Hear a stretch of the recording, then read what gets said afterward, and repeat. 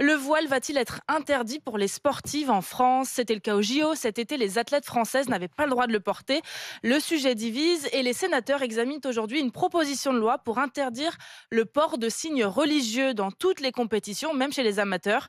Pour l'instant, chaque fédération a ses propres règles. Par exemple, le voile est autorisé pour les handballeuses. Alors, Inès Zegloul, certaines craignent un revirement.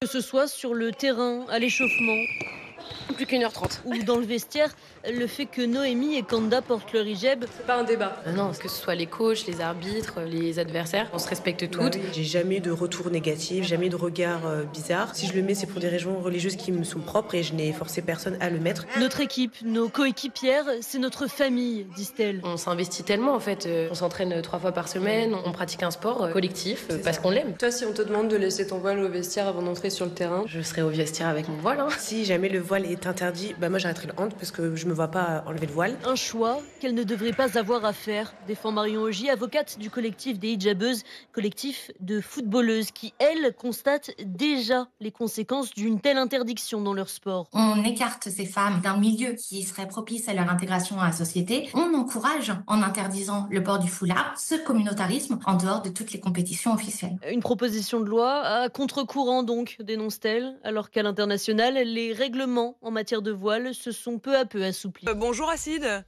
Oui, bonjour Apolline. Bonjour, soyez le bienvenu. Vous nous appelez ce matin pour réagir à cette loi qui pourrait être adoptée aujourd'hui par le Sénat pour l'interdiction totale des signes religieux dans le sport. Et ça vous faisait réagir, Acide? Totalement. Enfin, pour moi, c'est un signe de recul, dans le sens où le sport a toujours été un lieu d'intégration pour tout le monde, que ce soit les enfants, les adultes. Enfin, pour avoir voyagé beaucoup à l'étranger, je me suis beaucoup intégré en jouant au football avec d'autres personnes. J'ai rencontré énormément de monde. Et dans une société où on lutte contre le communautarisme, on va les priver d'intégration, tout simplement. Oui, mais alors. C'est mon ressenti à moi. Oui, tout à fait. Alors, en fait, aujourd'hui, c'est déjà le cas. Hein. Cette loi, elle ne ferait que confirmer la décision du Conseil d'État, puisqu'il y avait eu, souvenez-vous, cette bataille, notamment des hijabeuses qui demandaient à pouvoir jouer avec un voile. Le Conseil d'État a dit non. Simplement, c'est une décision globale, et ensuite, il y a chaque club qui fait différemment. Ce que j'aurais aimé comprendre, c'est comment nos énarques, du coup, vont l'appliquer. Alors, puisque si tous les signes religieux vont être interdits. Donc, imaginez que j'ai une croix tatouée sur ma cuisse, ou alors le Christ tatoué. Je vais devoir le recouvrir, si je comprends bien. Oui.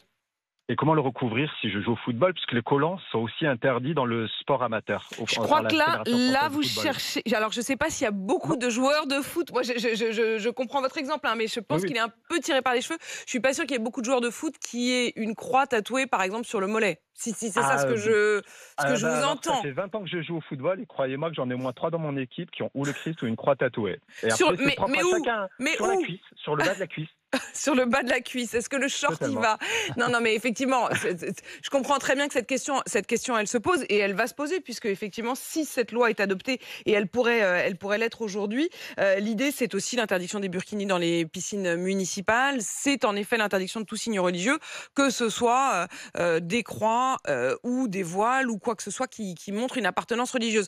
Pour vous, en tout cas, c'est important, c'est l'intégration, et il faut justement qu'on puisse en débattre tous ensemble. Comme Acide, vous n'hésitez pas à nous appeler. Acide, vous nous appeliez d'Antibes, vous-même qui avez beaucoup voyagé. Comme Acide, vous n'hésitez pas. Le 32-16 pour pouvoir venir témoigner. Il est 6h39. Les signes religieux seront-ils bientôt interdits dans tous les sports, aussi bien amateurs que professionnels en France? Bonjour, Médéric Chapiteau. Vous êtes sociologue, spécialiste du sport. Vous aviez publié Quand l'islamisme pénètre le sport aux éditions PUF. Cette loi qui arrive aujourd'hui au Sénat, qui pourrait décider d'interdire purement et simplement tout signe religieux partout. Je vous rappelle les choses aujourd'hui. Aujourd'hui, les fédérations françaises de handball, athlétisme, judo, tennis autorise le port du voile, par exemple, mais à l'inverse, le foot, le volleyball, le basket l'interdisent. Est-ce qu'il faut une loi? Je pense qu'il faut rappeler déjà que c'est une loi de cohérence républicaine. C'est-à-dire que vous avez 120 fédérations en France aujourd'hui, 120 règles d'application différentes des principes de la République. Donc, il est normal que des parlementaires, et je m'en réjouis, se saisissent de ce sujet en essayant de mettre en mettant de la cohérence républicaine, en donnant un système complet et en faisant une loi. Alors, pourquoi une loi ? quelque part, on peut faire un bond de 20 ans en arrière. C'est exactement la même situation. On est à la croisée des chemins comme l'éducation nationale l'était en 2004 au moment De l'affaire de Creil plutôt de la loi. la loi, et notamment de la commission Stasi, qui a débouché sur la loi de 2004 pour imposer la neutralité. On n'avait pas plus de chiffres ou de situations à l'époque. C'est la loi qui a permis d'évaluer et de quantifier. La question n'est pas de savoir combien de personnes ça concerne, que ce soit une poignée ou que ce soit davantage, c'est une question de principe au fond. Mais c'est qu'une question de principe républicain. Et on ne parle pas que des signes religieux, mais des signes politiques et religieux. Le terrain de sport, quel qu'il soit, n'est pas un lieu où on est là pour afficher ou revendiquer une appartenance politique ou religieuse. Est-ce que pour vous, religieux et politiques sont mêlés? Vous aviez mené cette enquête qui s'appelait Quand l'islamisme pénètre le sport, sur le fait que pour vous, c'était au-delà des joueurs qui parfois le font tout à fait de bonne foi, quand même une volonté politique derrière. Dans certains cas, il y a une volonté politique. Dans d'autres cas, comme vous l'avez dit, c'est juste une question de religiosité. Et le but pour chaque parlementaire qui a signé cette loi et qui est dans la proposition de loi, c'est de mettre de la cohérence. Aujourd'hui, les gens qui sont le plus sous pression, ce sont les arbitres qui, chaque week-end, doivent faire face à cette situation qui est incongrue. Et pour des parents, comme je l'ai déjà expliqué, qui ne comprennent pas pourquoi leur jeune fille, une de leurs filles qui va pratiquer le basket, n'a pas le droit de porter un signe ostentatoire, et leur deuxième fille qui va au handball va avoir le droit de le faire. C'est complètement impossible à expliquer pédagogiquement. Donc pour vous, il faut absolument une loi. Pour qu'il y ait une harmonie de toutes les fédérations, est-ce que cette loi, elle doit pencher d'un côté ou de l'autre? C'est-à-dire, est-ce qu'elle doit pencher en faveur, effectivement, du port possible des signes religieux, ou alors, à l'inverse, et j'ai l'impression que c'est plutôt votre position, pour interdire et imposer un principe de neutralité? En fait, ma position est dans la logique républicaine, puisque le gouvernement français, le ministère des Sports, est interventionniste, c'est-à-dire qu'il finance le sport comme une activité de service public. On se rapproche à la neutralité des services publics, et notamment comme sur la base de la loi de 1905. La France est d'ailleurs, je le rappelle, l'un des pays au monde où le sport bénéficie le plus d'argent public, avec effectivement la question aussi de ce que nous disait Éric Tanguy, qui est président de la Fédération française de volleyball, qui disait, il nous a semblé logique d'interdire le voile, parce que dès l'instant qu'on signe un engagement de respect des valeurs républicaines, on est dans l'obligation d'avoir une délégation de service public. Je ne vois pas comment on pourrait ne pas appliquer la laïcité. À l'inverse, je voudrais que vous puissiez écouter ce que dit l'avocate des hijabeuses, qui avait saisi aussi le Conseil d'État. Le Conseil d'État leur avait donné tort, mais voilà aujourd'hui qu'elle reprend le combat. On écarte ces femmes d'un milieu qui serait propice à leur émancipation et à leur intégration à la société. Et finalement, on encourage ce communautarisme, puisque la conséquence, c'est que ces femmes vont se dire, moi, je préfère jouer dans un club qui m'acceptera en dehors de toutes les compétitions officielles. Médéric Chapiteau, vous qui avez enquêté sur ces clubs, qu'est-ce que vous répondez? Est-ce qu'elle dit vrai? Est-ce qu'effectivement, ça ne va pas exclure un certain nombre de jeunes femmes? J'aurais tendance à dire que c'est un argument spécieux, puisqu'on ne prend pas la problématique dans sa globalité. C'est-à-dire qu'on le regarde sous le prisme anglo-saxon, sur le communautarisme à l'anglo-saxonne, et non pas sur le principe républicain qui est le nôtre et qui cherche à justement permettre à chacun de vivre et de pratiquer sa religion, sauf dans certains espaces qui sont protégés par le prisme de la neutralité. Alors vous disiez, c'est une question de principe plus qu'une question de réalité quantitative. Malgré tout, vous aviez mené cette enquête. Qu'en est-il aujourd'hui? C'est-à-dire, est-ce qu'effectivement, aujourd'hui, ce que vous appeliez l'islamisme qui pénètre le sport, est-ce vraiment le cas?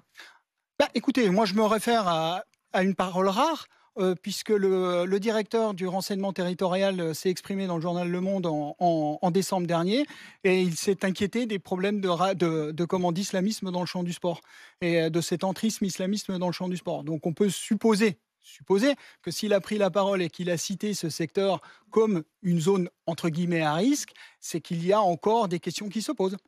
Vous l'aviez mené cette enquête, notamment pour les presses universitaires de France.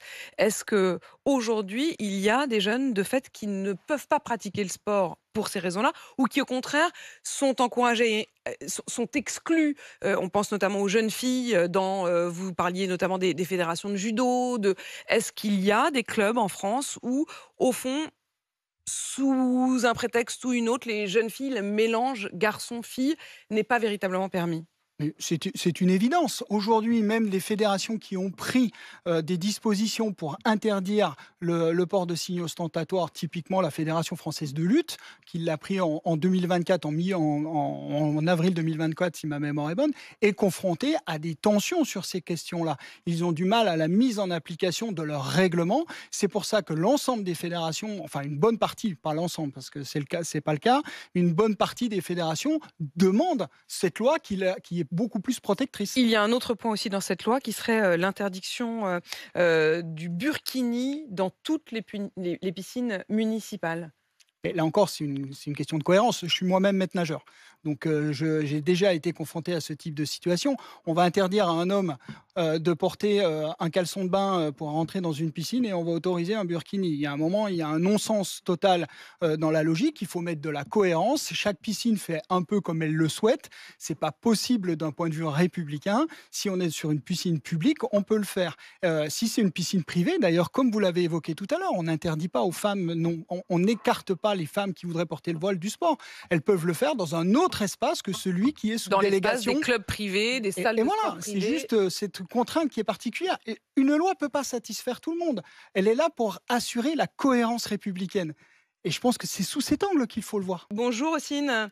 Oui, bonjour à tous. Bonjour à Comment ça va? Vous nous appelez parce que vous vouliez réagir à cette loi qui sera examinée aujourd'hui par le Sénat avec l'objectif d'uniformiser un respect de la laïcité et de la République dans tous les clubs de sport, y compris amateurs, toutes les fédérations de sport. Comment vous réagissez, Ossine? Moi, je trouve que c'est un petit peu un prétexte, hein, dans le sens où, voilà, donc c'est vrai que le débat sur le voile, c'est un débat qui perdure depuis à peu près une quarantaine d'années. Ouais. Qui est en fait, on en a fait les politiques se l'ont accaparé pour en faire un débat pour le mettre sur la place publique, je trouve. Dans le sens où ça a été remis sur la table à plusieurs reprises, notamment il n'y a pas si longtemps que ça, on a parlé du voile au niveau donc des sorties scolaires. Voilà, les mamans qui accompagnaient en CDD, on va peut-être l'interdire. Là, il n'y a pas si longtemps que ça, on l'a remis sur la table au niveau des universités. Et là, on s'est dit, tiens, on va le remettre au niveau du sport. Je trouve ça totalement... Enfin, je trouve que on en fait un débat pour pas grand-chose, en fait, dans le sens où, quand on a la chance de voyager, quand on voit dans les pays étrangers comment ça se passe, je parle de l'Europe. Oui, en Angleterre, par exemple, même aux États-Unis, hein, voilà, c'est tout à fait... Pourtant, ils ont connu le 11 septembre, hein, donc on pourrait dire que j'ai eu la chance d'aller à New York, absolument pas. C'est l'argument en France, c'est que c'est pas effectivement du tout la même organisation de société, c'est-à-dire la question du communautarisme à l'anglo-saxonne, la question du rapport à la laïcité en France. Ce qui est vrai, Yacine, c'est que notamment les clubs, d'ailleurs y compris amateurs, reçoivent quand même beaucoup de subventions publiques. Et donc l'argument des sénateurs, c'est de dire, au fond, c'est une sorte de délégation de service public. Voilà, et donc dans ce cas-là, il faut une harmonisation pour tous. Vous parliez de l'école, mais par exemple, quand il y a eu Gabriel Attal, qui est devenu ministre de l'Éducation, et qui a décidé de mettre une loi sur l'interdiction de l'abaya. Au fond, ça a fait un peu débat, mais aujourd'hui, les professeurs et les directeurs d'école sont plutôt satisfaits parce qu'ils disent au moins, il y a plus, on ne doit pas chaque fois négocier le bout de gras à l'entrée de l'école, quoi. Et c'est un peu ce que disent certains patrons de clubs. Je trouve ça un petit peu dommage dans le sens où, je pense je pense que ça va aller dans l'autre sens. C'est-à-dire, vous avez peur que ça produise l'inverse? Ça va produire l'inverse. Enfin, en même temps, quand on accueille des matchs de foot, moi j'ai ma grande qui fait du foot, pareil, j'ai ma fille aînée qui fait du foot. Ouais. C'est pas le 11 je vais parler un petit peu, voilà, donc. Allez-y. C'est pas le 11 de Daesh qui va venir, quoi. Enfin, faut arrêter d'être parano. Et je pense que ça va être contre-productif. Elle fait du foot, votre fille, vous disiez. Ma grande, voilà, c'est ça. Alors dans le foot, par exemple, c'est interdit en effet le voile. Dans le foot, oui, en France, oui. Voilà, c'est ça. En France, dans les fédérations de foot, c'est interdit. C'est autorisé, par exemple, dans les fédérations de basket. Donc, effectivement, c'est cette distinction-là qu'aimerait évacuer, en quelque sorte, le Sénat. Mais on verra, ça fera débat. Et on le voit, ça fait débat aussi au 32-16. Merci d'être intervenu, Ossine, et d'être venu témoigner.